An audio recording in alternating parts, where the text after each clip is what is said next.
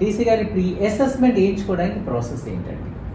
Assessment దీనికి సంబంధించి మీ దగ్గర ఏవైతే డాక్యుమెంట్స్ ఉన్నాయో మీ స్థలం సంబంధించి ప్రతి డాక్యుమెంట్ కూడా మీ సమీప సచివాలయంలో అక్కడ అడ్మిన్ సెక్రటరీ ఉంటారు, వాళ్ళకి ఇచ్చినట్టయితే వాళ్ళు ఆన్లైన్ ద్వారా ప్రాసెస్ చేసి వితిన్ 15 డేస్లో మీరు ఎక్కడికి తిరగాల్సిన అవసరం లేదు. వితిన్ 15 డేస్లో దానికి సంబంధించిన అసెస్మెంట్ నెంబరు మీకు మెసేజ్ ద్వారా కూడా వస్తుంది. అది మీరే డౌన్లోడ్ చేసుకుని సర్టిఫికేట్ కూడా ఆన్లైన్ ద్వారా ఎక్కడైనా మీ సిస్టమ్ ద్వారా కూడా తీసుకునే అవకాశం ఉంది.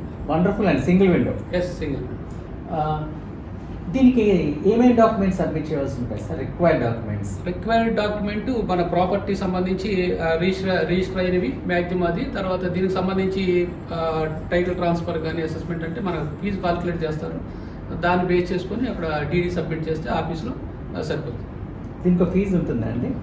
ఫీజు ట్యాక్స్ కలుస్తుంది, మనం కాల్కులేట్ చేసి ఫీజు. అదే అంతే తప్ప ఈ ఒక ప్రాసెస్కి ఫీజు ప్రాసెస్కి ఏం ఫీజు.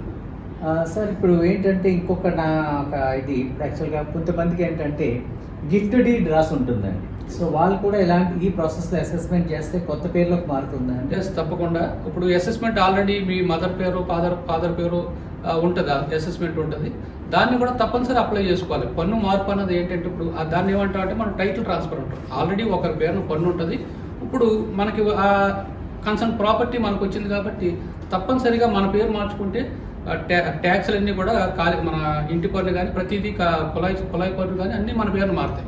దానివల్ల మీకు ట్యాక్స్ కట్టుకోవడానికి ఇబ్బంది ఉండదు. తర్వాత బిల్డింగ్ ప్లాన్స్ అప్పుడు కూడా అది మీరు అడిషనల్ ఆల్టరేషన్ చేసుకున్నా సరే మీ పేరును ఉంటుంది కాబట్టి మీరు అది పర్సూ చేసుకోవడానికి ఇబ్బంది లేకుండా ఉంటుంది. తప్పనిసరి ఎప్పుడైతే ప్రాపర్టీ బదలాయింపు జరిగిందో అప్పుడు టైటిల్ ట్రాన్స్ఫర్ ద్వారా పన్ను మీ పేరును మార్చుకోవడం చాలా ఉత్తమం. డీసీ గారు ఇప్పుడు ఖాళీ స్థలాన్ని మనం ప్రొటెక్ట్ చేసుకోవడం కోసం మున్సిపాలిటీ మనకు ఒక మంచి ఎడిషనల్ ప్రొటెక్షన్ లేయర్ ఇచ్చినట్టు ఇది. యాక్చువల్ నాకు చాలా నచ్చింది యాక్చువల్గా. బికాస్ చాలామంది కొనేస్తున్నారు, వదిలేస్తున్నారు, వెళ్ళిపోతున్నారు, యూఎస్ వెళ్ళిపోతారు, లేకపోతే ఇంకో కంట్రీ వెళ్ళిపోతారు. వాళ్ళకి తర్వాత వచ్చే ల్యాండ్ ఎక్కడుందో కూడా తెలియదు, దాన్ని ట్రేస్ చేయలేరు. చాలా పరిస్థితులు చూసాం.